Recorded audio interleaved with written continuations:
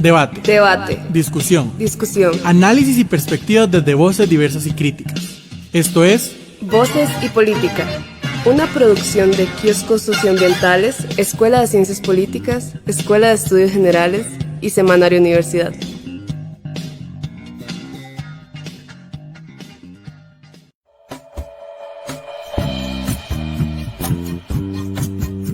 Estás escuchando Movimiento Girasol, una producción de la Escuela de Estudios Generales de la UCR.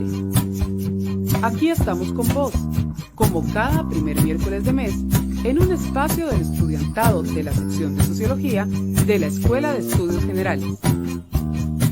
Quédate acá y sentí el Movimiento Girasol.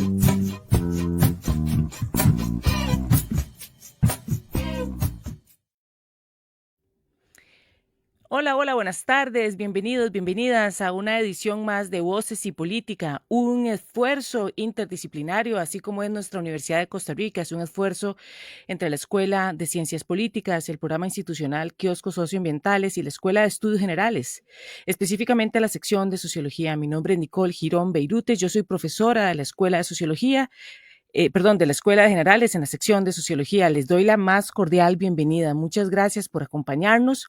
Bueno, ven que este es el primer miércoles de mes, es el mes de Movimiento Girasol, es el mes, o es el miércoles de Movimiento Girasol, es el miércoles en el que es el espacio de las muchachas, de las mujeres, estudiantes, jóvenes de una universidad pública y autónoma. Les toca tomar los micrófonos. Valientes ellas que quieren participar de la conversación y que quieren hacer las preguntas incómodas o las preguntas diferentes. Ahora, estas chicas, como son así de valientas, tienen muchas cosas que hacer y en vista de que la próxima semana volvemos a las clases, pues están terminando de acomodarse de cara al principio de semestre. Entonces, nos volveremos a ver con las muchachas de las diferentes carreras que nos acompañan en estos micrófonos en el primer miércoles de abril.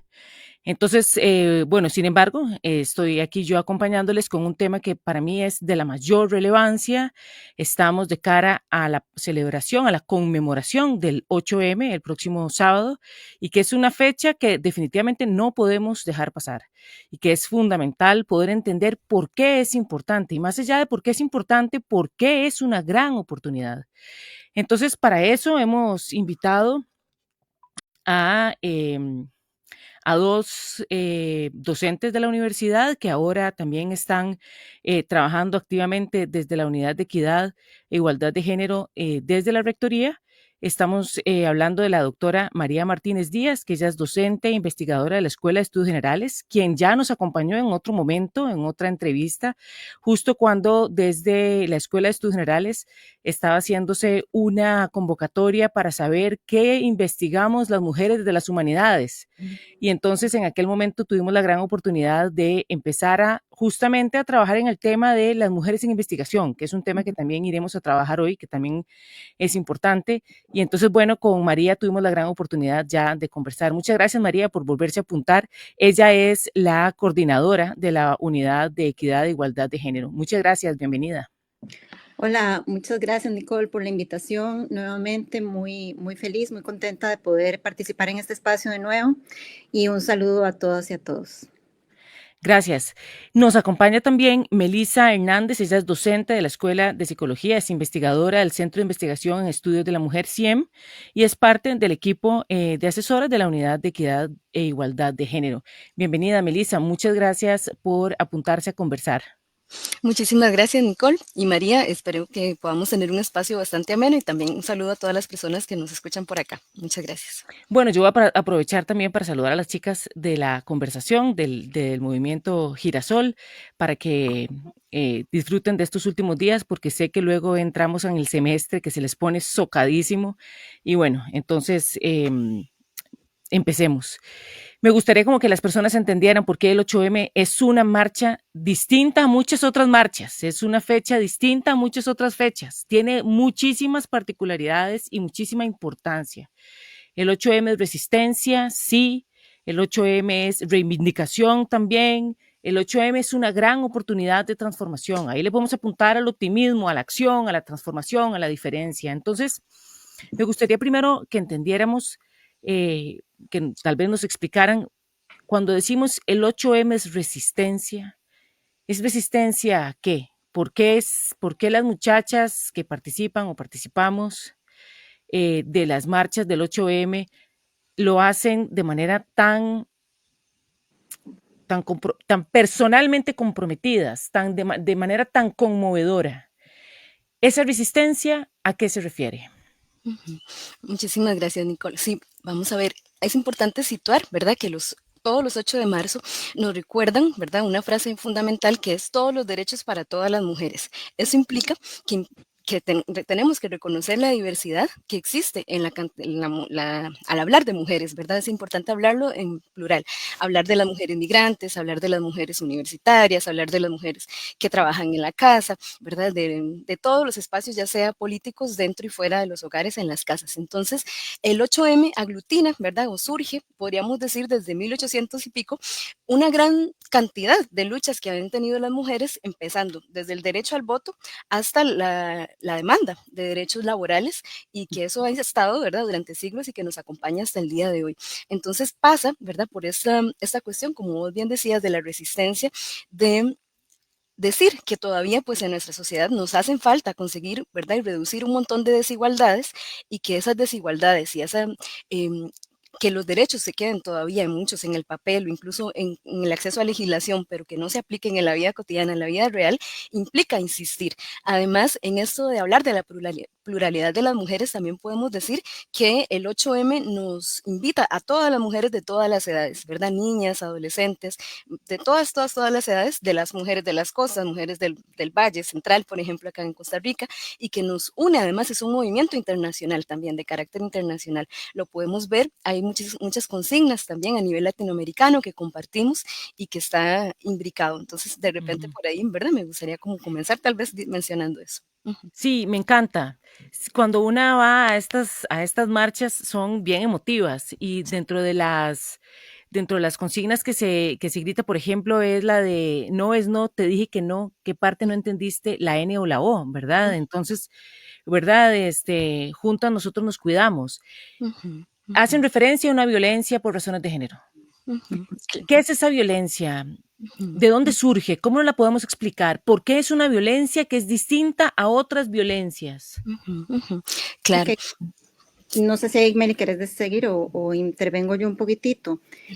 Tal vez ahí es importante recordar que cuando estamos hablando de violencia, digamos, en este contexto del 8M, nos referimos a un fenómeno que tiene que ver con una desigualdad estructural, ¿verdad?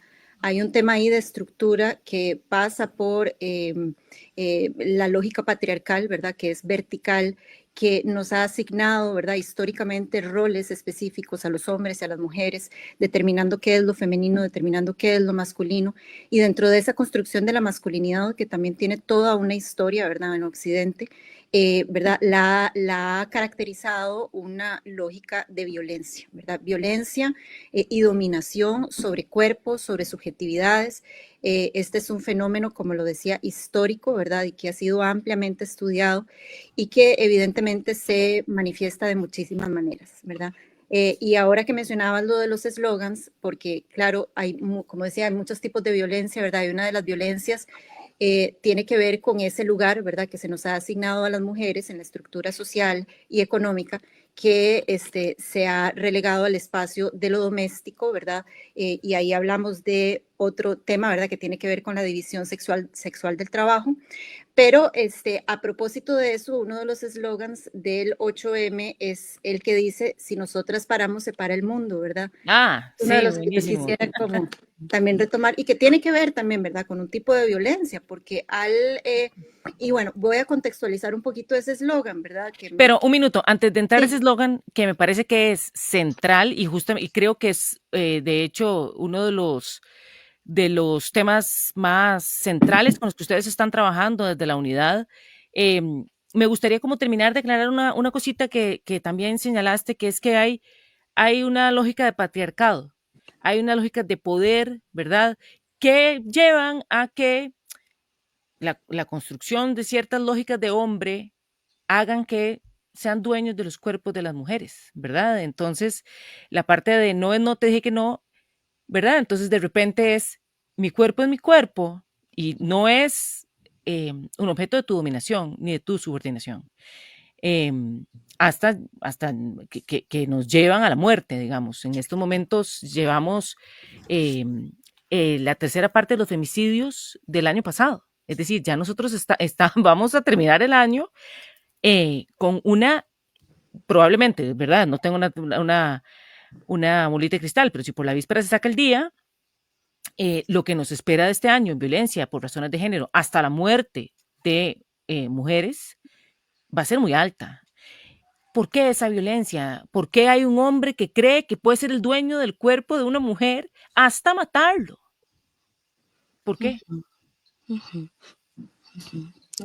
Yo creo que, ¿verdad? Ahí podemos situarnos también en esa comprensión justamente que decía Mari, como esta comprensión de mundo, ¿verdad? Que se parte de esta lógica de dominación y que además asigna como roles de género, ¿verdad? Y que podríamos decir que en algún momento sentimos que hay más avances a nivel de sociedad y después como que nos devolvemos, ¿verdad? Y justamente ahorita estamos como viviendo también como una gran ola de autoritarismo, ¿verdad? Por ejemplo, lo podemos ver en la región, lo cual posibilita, ¿verdad? Y también hace que exista como más permisividad también a nivel social, ¿verdad? Para esta reproducción de la violencia, ¿verdad? Que se comience a naturalizar y que se comience también a, ¿verdad? A permitir que esto ocurra justamente.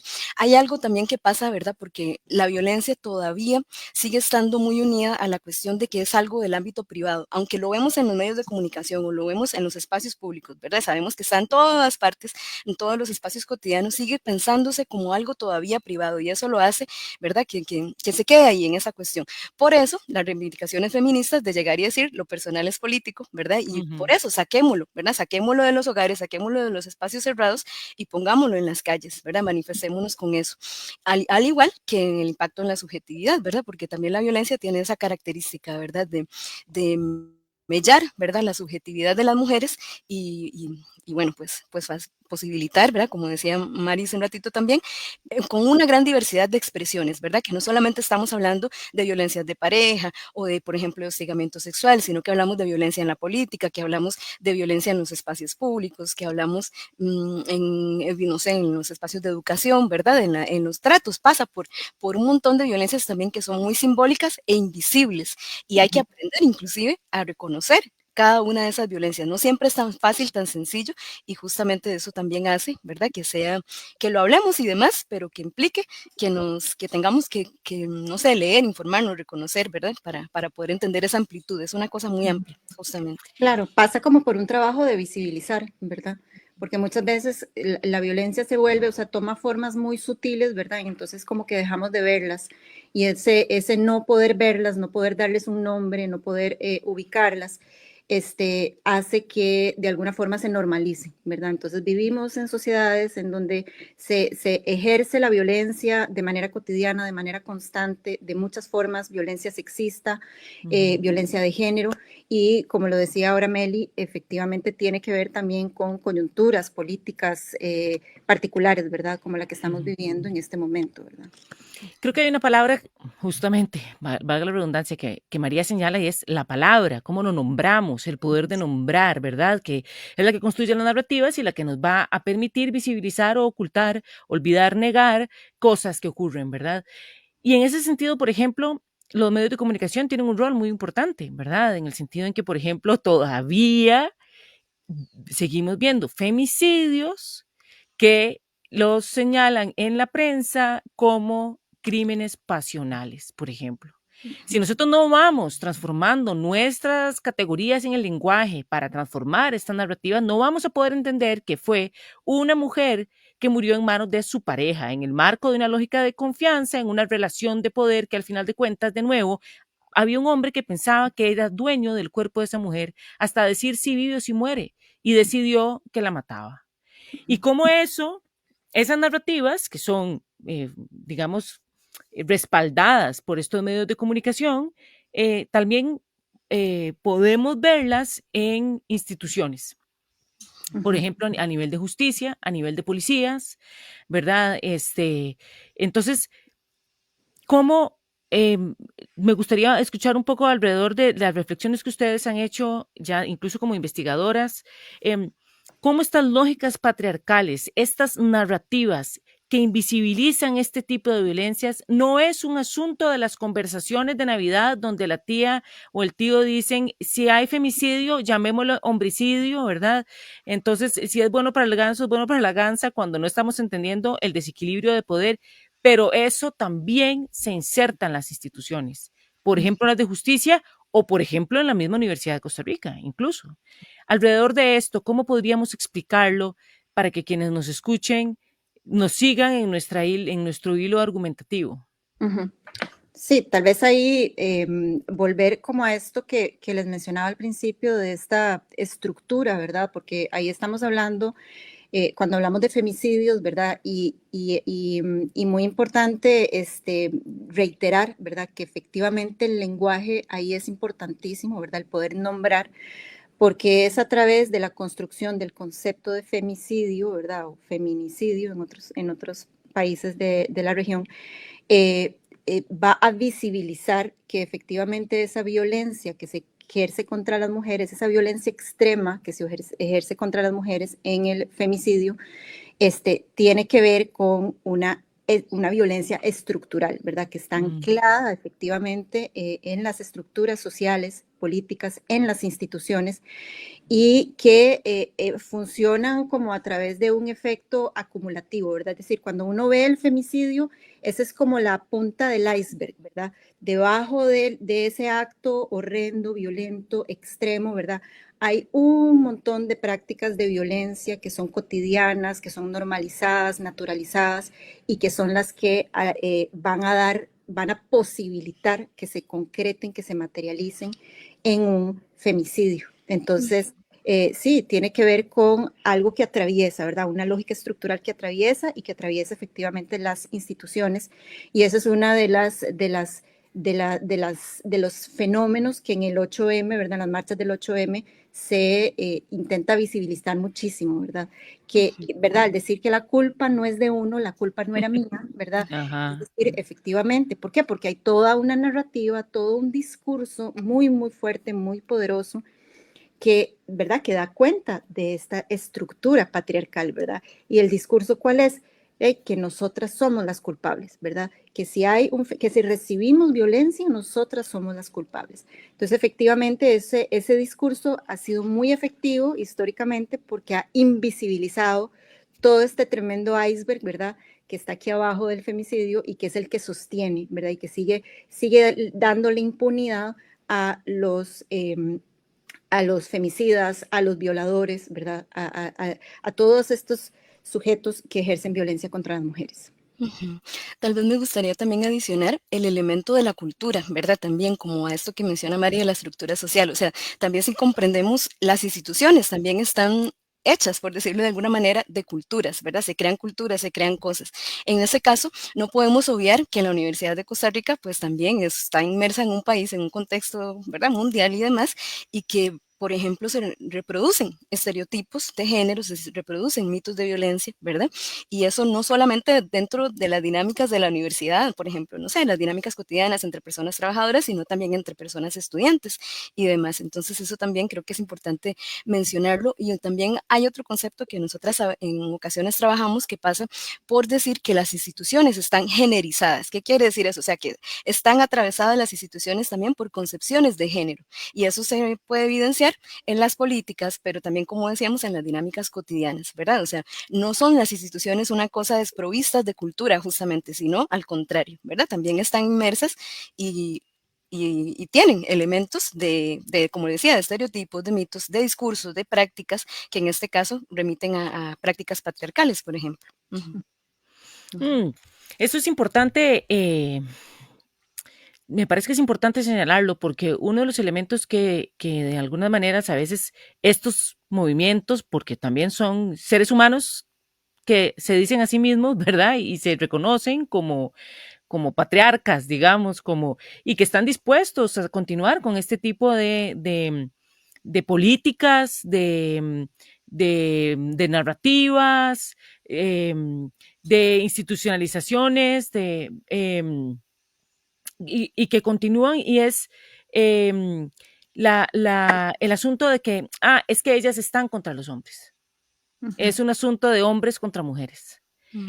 El 8M, en el marco de esta lógica de resistencia, de reivindicación, de oportunidad, es una lucha de hombres contra mujeres, o más bien, de mujeres contra los hombres, son mujeres que odian a los hombres, o es, no sé si voy a, digamos, yo tengo mi respuesta, pero quiero escucharlas a ustedes. Un poco es una estructura social, cultural, histórica, que tiene una palabra, que tiene una institución, que tiene una práctica, que tiene un hábito, de frente al que queremos,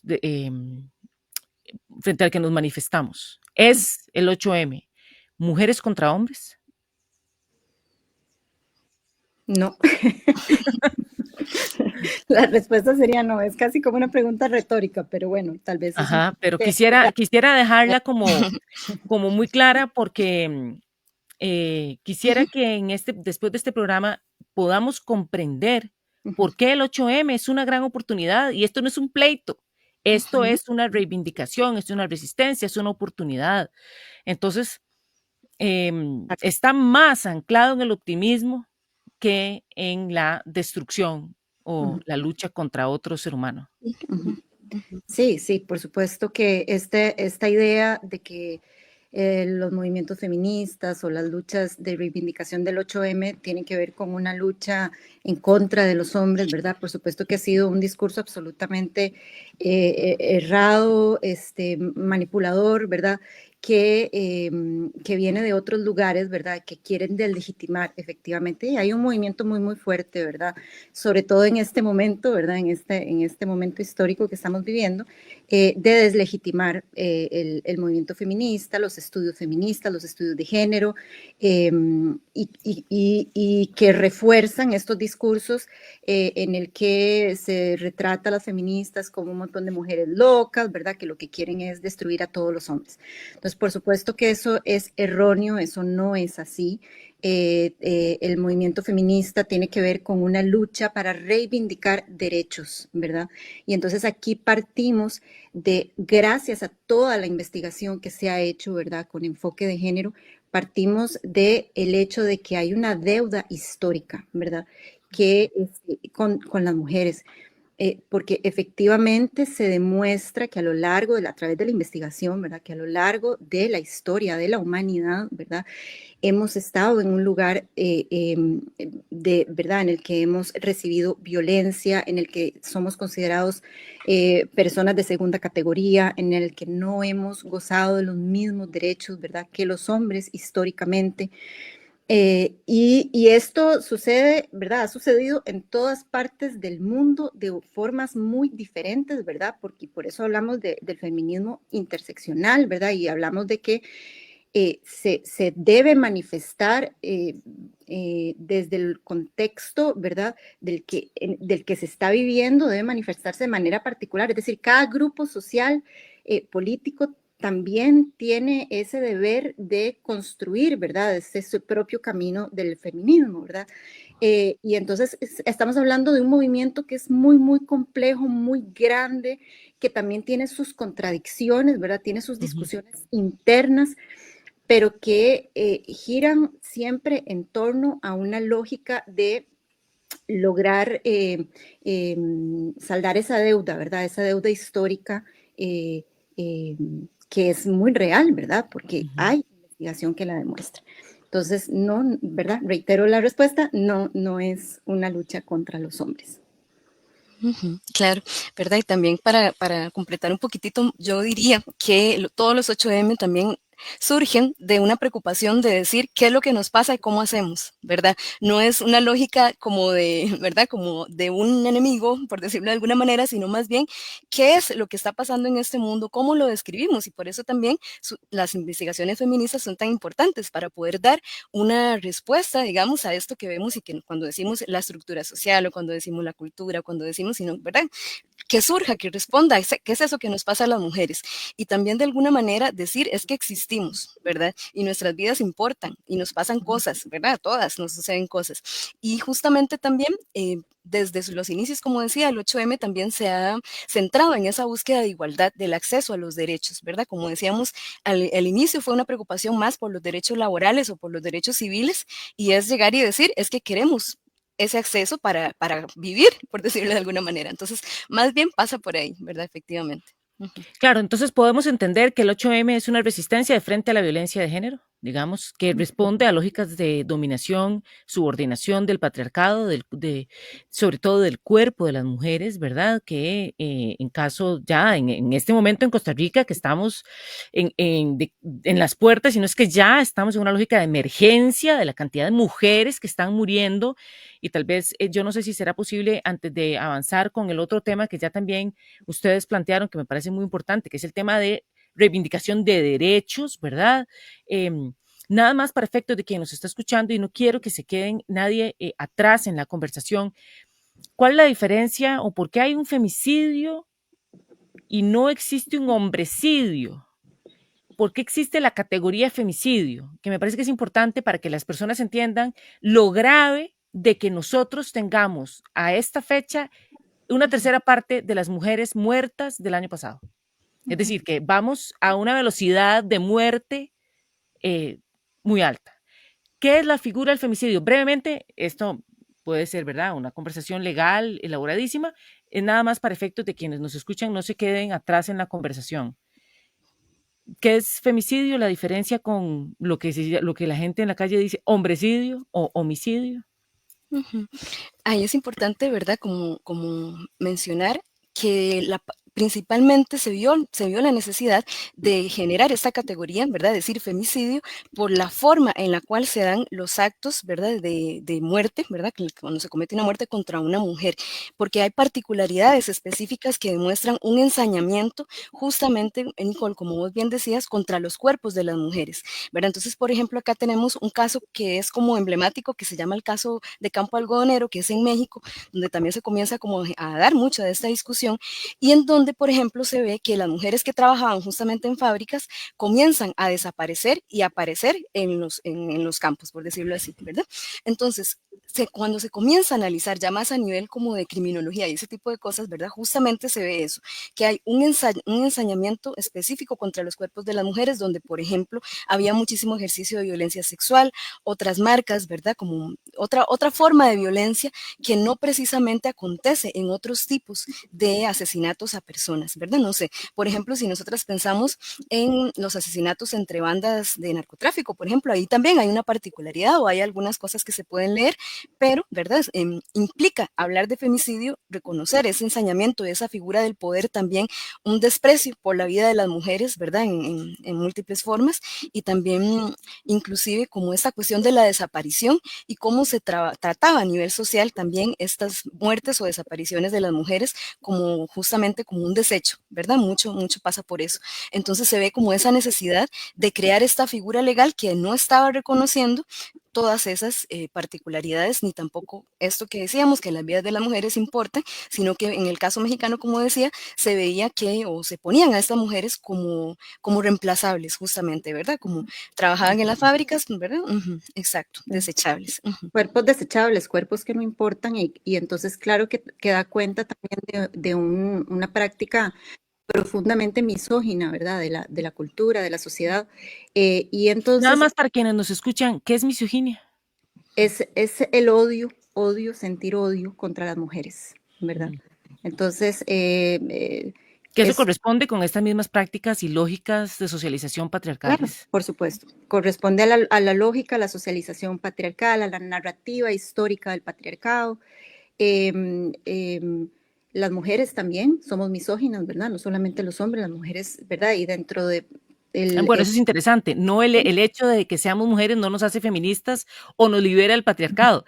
Hay mujeres más patriarcales que otros hombres, ¿verdad? En la Asamblea Legislativa tenemos varios casos que podríamos ponerle nombre y apellido, ¿verdad? que pueden ser misóginas, y claro que dentro de el mismo ejercicio del feminismo, por llamarle de alguna manera, una de los llamados es a las mujeres es de reconocer nuestra propia misoginia, ¿verdad? Para reconocernos como iguales, ¿verdad? Y eso tiene que ver con el concepto de la sororidad, por ejemplo, ¿verdad? Qué bonito concepto. ¿Y qué es este concepto? La sororidad tiene que ver con la construcción de pactos entre mujeres, en el que, como decía, ¿verdad? Reconocemos nuestra propia misoginia para poder relacionarnos con las otras desde la igualdad, desde la palabra sororidad viene de hermana, ¿verdad? Entonces, para construir estos lazos de hermandad, por decirle de alguna forma, entre mujeres, ¿verdad? Esto frente a los pactos masculinos, que son los que sostienen, ¿verdad? Y han sostenido históricamente el patriarcado. Que no tienen que ver necesariamente con esto que digo, ¿verdad? Que entre ellos reconocen su propia misoginia, no, pero sí entre ellos se apoyan, se ayudan, ¿verdad? Hay una solidaridad, una especie de hermandad, estos pactos que han excluido históricamente a las mujeres y que son los que han sostenido también históricamente el patriarcado. Las mujeres siempre en un lugar excluido, ¿verdad? Y por eso las mismas reivindicaciones, la misma lucha feminista llama a estos pactos de sororidad, ¿verdad? Que son los que pueden traerse abajo esta lógica patriarcal, ¿verdad? Del pacto. Es interesante este aporte que hace María, me gusta mucho porque nos lleva justamente a desmontar la idea de que las luchas feministas o el 8M es contra los hombres. No, no.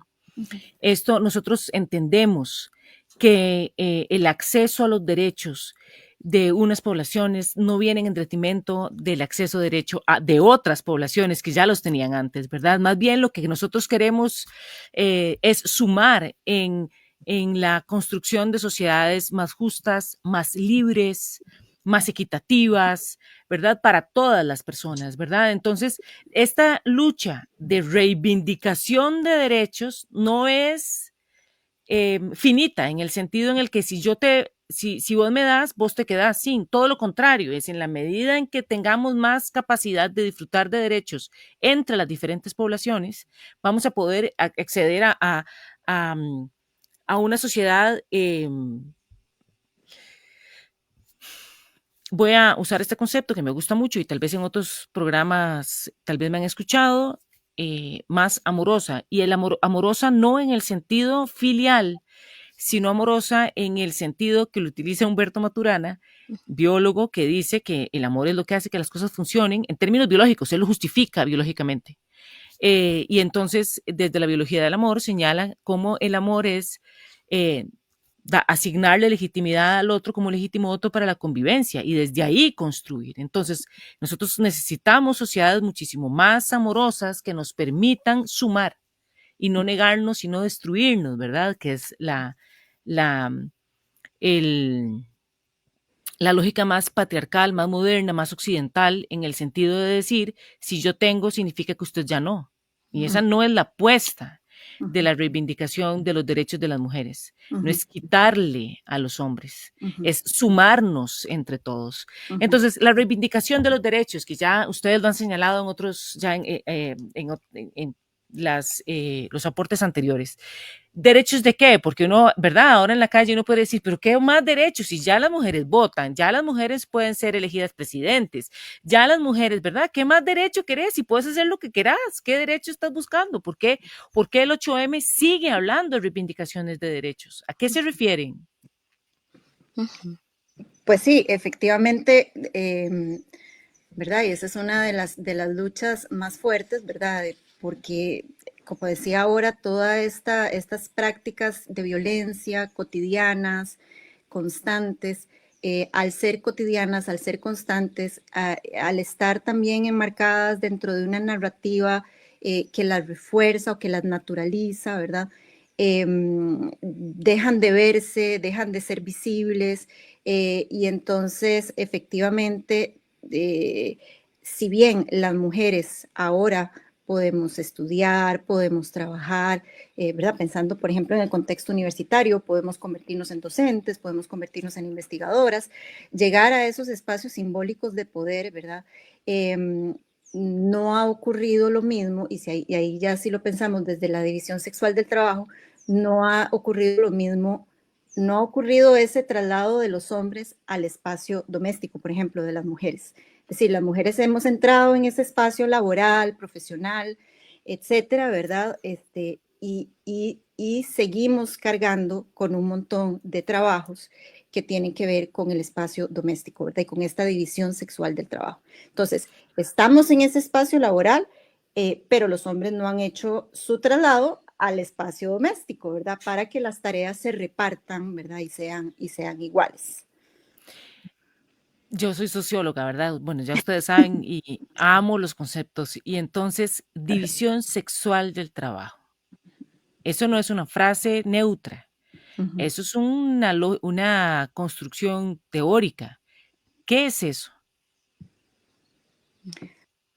Pues tiene que ver con esta misma estructura patriarcal, ¿verdad? Que le ha asignado ciertos lugares a las mujeres y a lo femenino y a los hombres o lo masculino. Y tiene que ver con una división del trabajo, ¿verdad? Y es sexual porque tiene que ver con esta construcción de la feminidad y de la masculinidad, ¿verdad? Entonces, ¿a qué se refiere? Se refiere sencillamente a que históricamente a las mujeres se nos ha asignado ciertos trabajos y a los hombres otros trabajos. En esa estructura patriarcal, los trabajos que se nos ha asignado a las mujeres han tenido que ver con los cuidados, ¿verdad? Cuidados a los hijos, a las hijas, al marido, a la casa, a los abuelitos, ¿verdad? A los adultos mayores, a las personas enfermas, ¿verdad? Todo lo que tiene que ver con ese mundo del adentro, ¿verdad? Y a los hombres, en el otro lado del espectro, al mundo del afuera, ¿verdad? A la sociedad, al mundo de la economía, al mundo de la producción. Entonces, si esta estructura es la que ha prevalecido históricamente, ¿verdad? Nos encontramos en un momento de la historia en el que, como vos decías, ¿verdad? Podemos salir de ese espacio doméstico nosotras, podemos ir hacia el afuera, a ese mundo de la producción, a ese mundo de la economía, y sin embargo seguimos arrastrando, ¿verdad? Y nos siguen recargando a nosotras con ese trabajo, ¿verdad? Porque alguien efectivamente lo tiene que hacer, ¿verdad? Pero entonces ahí es donde está una de las preguntas centrales que nosotras queremos posicionar, ¿verdad? Que gira en torno a esta injusta repartición de los trabajos, ¿verdad? Porque entonces nosotras seguimos haciéndonos cargo de todos estos cuidados, de todos estos trabajos, y al mismo tiempo asumir estos otros trabajos, ¿verdad? Que tienen que ver con el mundo de afuera, pero los hombres no han pasado al otro lado del espectro, ¿verdad? Por Obviamente eso es hay, que también llamamos que las mujeres a veces tienen 2 o 3 jornadas, claro, exacto. ¿verdad? Porque es la jornada de afuera más la jornada de adentro más, ¿verdad? Más a veces 2, 3 trabajos, ¿verdad? Entonces es como, pero creo Exacto. que Melissa quería también aportar algo y me colé. Gracias. No, estaba pensando también, ¿verdad? Como para nada más para adicionar a lo que decía Mari, de justamente cómo en términos económicos se concibe qué es lo que aporta, ¿verdad? ¿Qué es lo que genera? Y también cuando hablamos de división sexual del trabajo, hablamos de esa diferenciación que se hace en que las actividades que realizan muchas mujeres no están valorizadas, ¿verdad? O que no tienen también regulación, inclusive en términos de derechos, incluso, ¿verdad? O de salario, por ejemplo, salarialmente no está reconocido, ¿verdad? El trabajo doméstico, por ejemplo, y cómo justamente eso hace que se invisibilice y que se dé por un hecho que es una cosa naturalísima, ¿verdad? Pero no se da el lugar que realmente implica y que aporta justamente a la economía y también en términos monetarios. Sí, nada más para ilustrar, y ustedes me dicen si estoy haciendo una ilustración que no es correcta, digamos, uno podría pensar en alguna señora que trabaja como empleada doméstica en alguna casa, ¿verdad? Y que de ahí, pues probablemente está entre limpiando la casa de la otra mujer, que probablemente tiene el recurso económico para liberar su tiempo y asignar, contratar a alguien que se encargue de los cuidados de su casa, de sus hijos, que le abra la puerta a los chiquitos cuando llega el bus, que les dé de comer, ¿verdad? Que lave la ropa, etcétera. y probablemente ella está con el teléfono pensando, preguntándole a la prima que vive a la par de la casa que si por favor puede recoger a la chiquita y preguntándole al otro que si siempre va a ir al entrenamiento de fútbol o no, ¿verdad? Y yo me imagino que probablemente alguna gran ejecutiva de empresa internacional, que es la que eventualmente tuvo la capacidad económica de liberar su tiempo para contratar el tiempo de otra mujer para que le ayudara con los cuidados, está pensando en que tiene que llegar a estudiar matemáticas con el hijo y que tiene que el cartel de ciencias que hay que hacer y probablemente si habrán lavado el uniforme, que mañana hay partido. Esas son cosas que eventualmente la mujer ejecutiva o la empleada doméstica están pensando con respecto a su casa que probablemente el hombre no.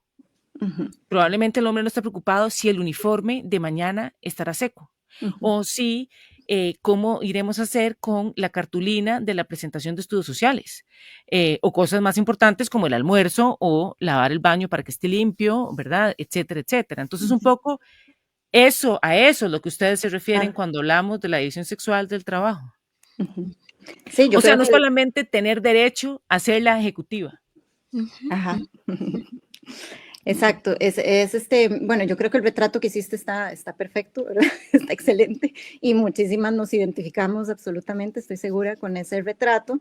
Y sí, ¿verdad? Tiene que ver con una carga, ¿verdad? De trabajo que asumimos natural, ¿verdad? Porque en esa lógica, y ahí, ¿verdad? Hay toda una discusión que viene de la mano en esa lógica patriarcal con la idea de maternidad, ¿verdad? Que tenemos. Por ejemplo, si hablamos de las relaciones entre, o del cuidado que ejercen las madres con sus hijos, pero sí, es esta idea de que nosotras nos toca, ¿verdad? Por naturaleza, asumir esos cuidados, porque somos las mamás, ¿verdad? Porque nosotras los trajimos al mundo y entonces, bueno, ahora sí, saladas, asuman, y ahora sí, apechugue, ¿verdad? Como dicen por ahí. Y por sí que la mujer es más tierna que el hombre porque así la hizo Dios. Además, ¿verdad? Por naturaleza, ¿verdad? Por Pongo entre naturaleza. comillas la palabra naturaleza, somos maternales, ¿verdad? Nos gusta cuidar y queremos, ¿verdad? Cuidar, o somos maternales, nacimos realmente para eso. Entonces, sí, es un problema muy, muy profundo, ¿verdad? Porque tiene que ver con una concepción también de la subjetividad de la mujer, de la madre, pero efectivamente lo que toda la investigación en torno al tema de los cuidados ha demostrado es que efectivamente eso es una construcción, ¿verdad? Y el cuidar a otras personas es un trabajo, ¿verdad? Es un trabajo no remunerado, ¿verdad? En el caso de las madres, en el caso de las mujeres que tienen que cuidar adultos mayores, en el caso de las mujeres que tienen que cuidar personas con discapacidad, y es un trabajo no remunerado, ¿verdad? Es decir, nadie paga, nadie le da un salario a usted por cuidar a su sobrinito que está enfermo o a su... ¿Cómo vos querés cobrar por cuidar a tus hijos? ¿Verdad? De nuevo, el tema de la culpa, ¿verdad? Que también atraviesa toda la conversación patriarcal. La mujer termina siendo culpable de todo y lo que no hizo y lo que hizo, ¿verdad? Que Claro. de nuevo son estas narrativas que son construcciones históricas que desde el 8M se intentan desmontar. Entonces, cuando hablamos de reivindicación de derechos, estamos hablando, por ejemplo, de derechos sexuales y reproductivos, estamos hablando de derechos económicos, ¿verdad? De esta conversación que parece tan cotidiana que mi mamá no trabaja porque ella pasa viendo la novela y mágicamente la comida está lista, mágicamente la casa está limpia, mágicamente, ¿verdad? Claro. Entonces, estos derechos, nada más me quiero detener en un derecho antes de entrar a la conversación que me parece que es la gran oportunidad. Derechos sexuales y reproductivos, y aquí voy a hacer un salto cuántico dentro de la conversación, pero acceso, por ejemplo, a mi cuerpo. ¿Quiero tener hijos? No quiero tener hijos. Acceso a, por ejemplo, tomar las decisiones alrededor del aborto o no. Son cosas que todavía están empantanadas en estas narrativas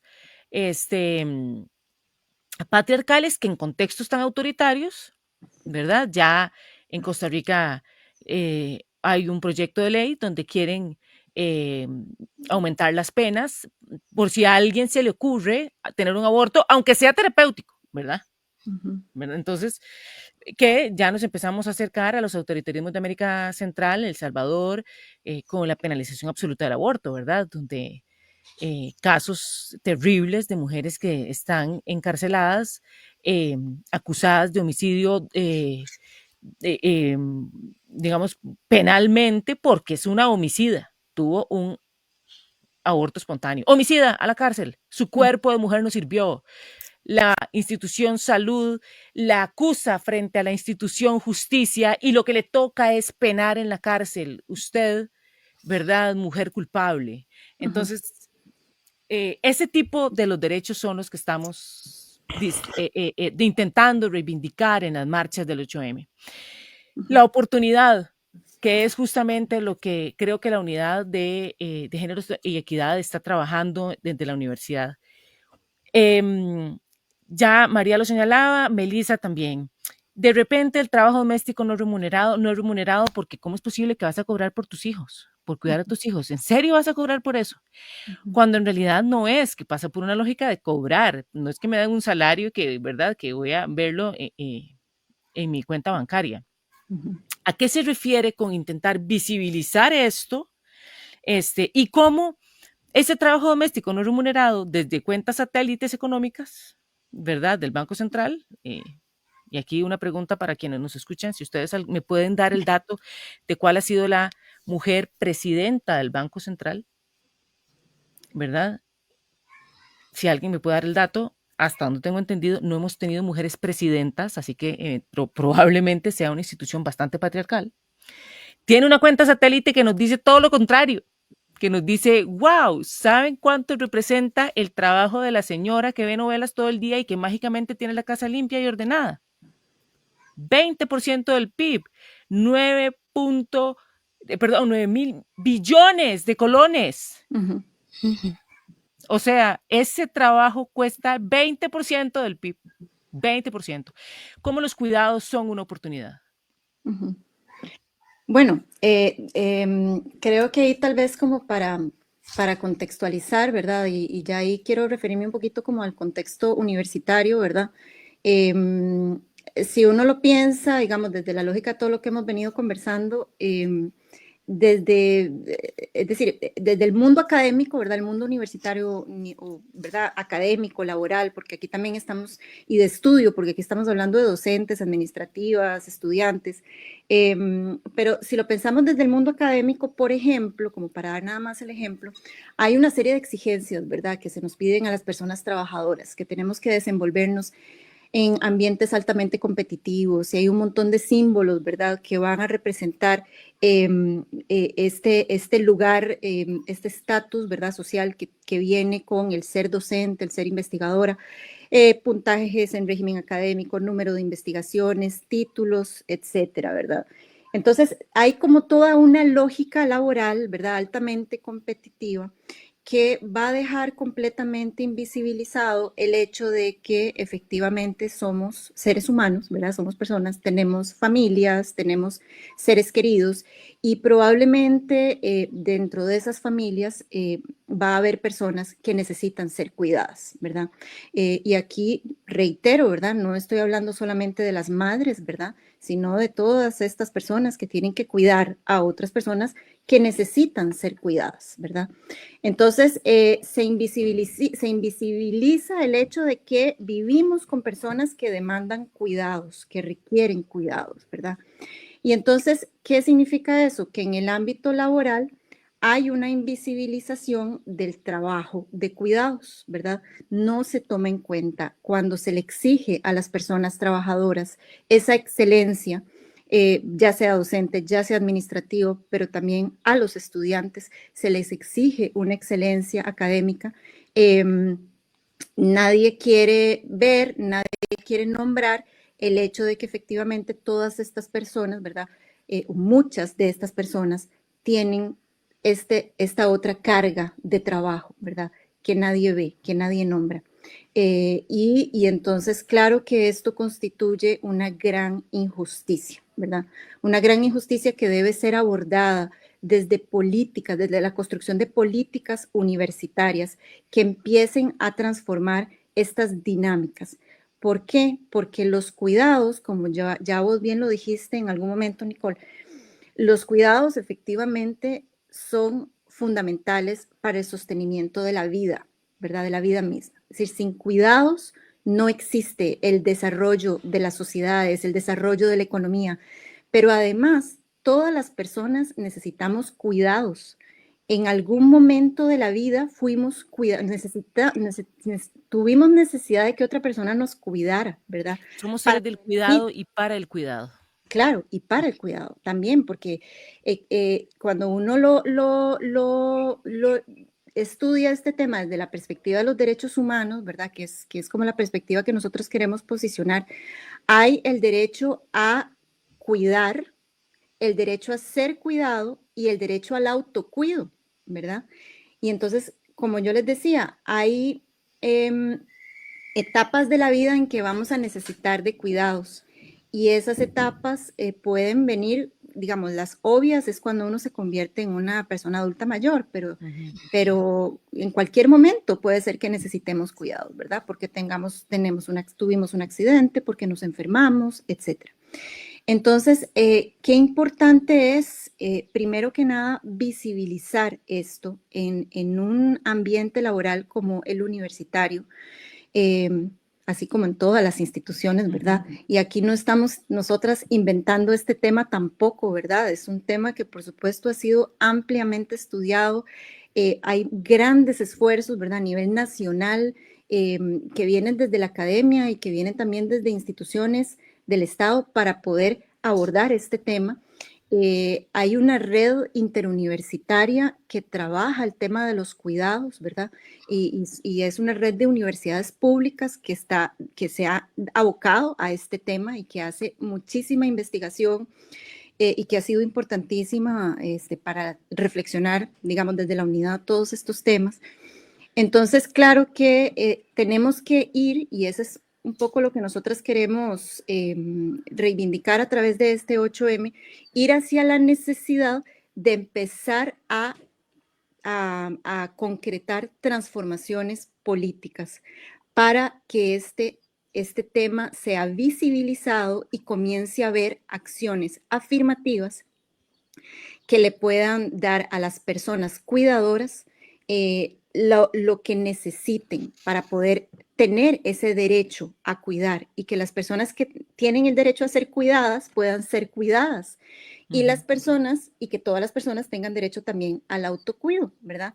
Y bueno, y ahí el autocuido es muy importante, ¿verdad? Cuando hablamos de esas dobles, triples, ¿verdad? Jornadas de trabajo que asumen las personas cuidadoras, porque efectivamente cuando asumimos ese trabajo de cuidados es otra jornada laboral que nos quita también el derecho al autocuido, por ejemplo, el derecho que tenemos todas las personas a tener espacios de esparcimiento, espacios de ocio, de descanso, etcétera, etcétera, etcétera.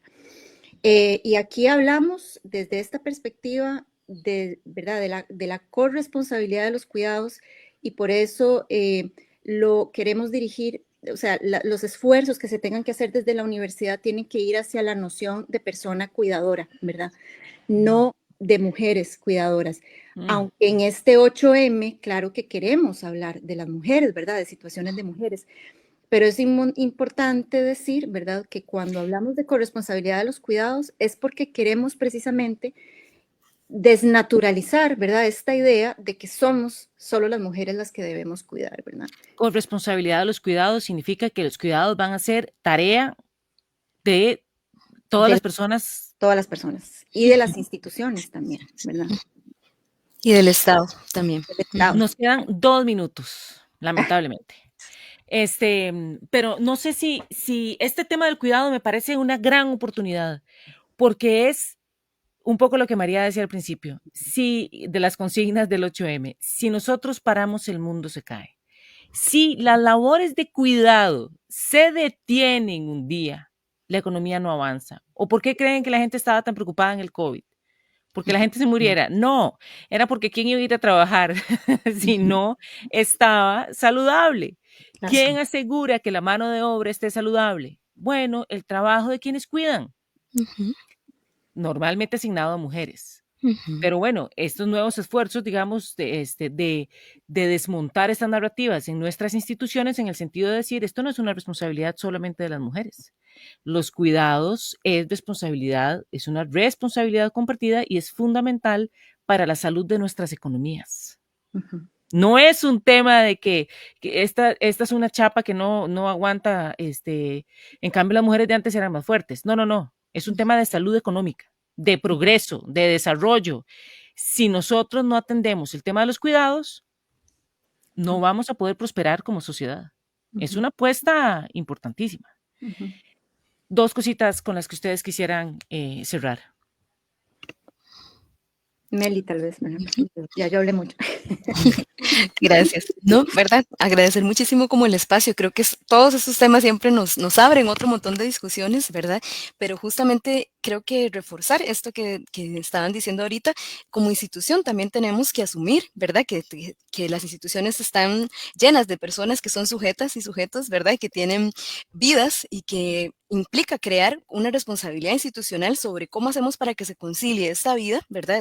Este trabajo de los cuidados, esta cotidianidad en la participación laboral, ¿verdad? Y que no son cosas separadas y que también implican, ¿verdad? Pues la vida, pues no sé, el sostenimiento del mundo, también cuál es esa visión de mundo a la cual queremos contribuir como sociedad y también pensarnos dentro de las necesidades de las personas, ¿verdad? Que no somos trabajadores y trabajadoras, ¿verdad? Que no tenemos necesidades, sino al contrario, poder visibilizarlas, poder entenderlas, atajarlas y comprender. Nada más, así para terminar de atropellar el cierre, una idea de qué es lo que se puede hacer desde la universidad para resolver, para hacer esta conciliación, para apuntarle a la corresponsabilidad, como para que la gente se vaya como con claro, qué se puede hacer. Y aprovecho, digamos, para meter ahí una cordial invitación al conversatorio que vamos a tener el próximo lunes a las 9 de la mañana en el auditorio de la Facultad de Educación, en donde efectivamente queremos, digamos, en este marco del 8M, como parte de la lucha y la reivindicación de las mujeres, abrir espacios, ¿verdad? Abrir espacios de diálogo, de construcción, de reflexión, para poder pensar colectivamente, ¿verdad? Y ahí, digamos, es una de nuestras apuestas desde la unidad de género, el trabajo colectivo para poder construir desde resoluciones, pero también desde políticas en la universidad, cambios concretos que se empiecen a sentir, que tengan que ver con, por ejemplo, flexibilizar jornadas laborales, condiciones de trabajo, etcétera, etcétera, ¿verdad? Y que, ¿verdad?, forman parte de estos esfuerzos a los que nosotras queremos llegar. Pero lo queremos hacer de manera colectiva, lo queremos hacer con un diálogo abierto, franco, escuchando, sobre todo a la escucha atenta, y el conversatorio, digamos que es un primer paso en esa dirección, es un espacio de escucha, ¿verdad? Y vamos a escuchar a mujeres, a docentes, administrativas, estudiantes, vamos a tener la participación de una investigadora que es Viviana Guerrero, la moderadora va a ser Laura Chinchilla, que nos van a poder dar también una perspectiva desde su expertise, ¿verdad? Desde su conocimiento de la investigación, pero también, y lo que va a ser más valioso del conversatorio, es escucharlas a ellas, ¿verdad? Sus experiencias, sus vivencias, y qué significa ser una mujer cuidadora en nuestra universidad. Y entendernos desde ese lugar de diversidad, ¿verdad? De mujeres docentes, estudiantes, administrativas. Súper. Les agradezco mucho haberse apuntado a esta conversación. Muchas gracias por ir posicionando el tema en la universidad y la invitación para que asistamos el lunes a las 9 de la mañana en el auditorio de la Facultad de Educación. De la Facultad de Educación, para entender un poco qué es esto de la corresponsabilidad de los cuidados y los cuidados, cómo hacemos para usarlo en la universidad, como una oportunidad de transformación hacia una sociedad mucho más amorosa. Muchas gracias y nos vemos en una próxima. Muchas gracias. Buenas tardes. Hasta luego, buenas tardes. Debate. Debate. Discusión. Discusión. Análisis y perspectivas desde voces diversas y críticas.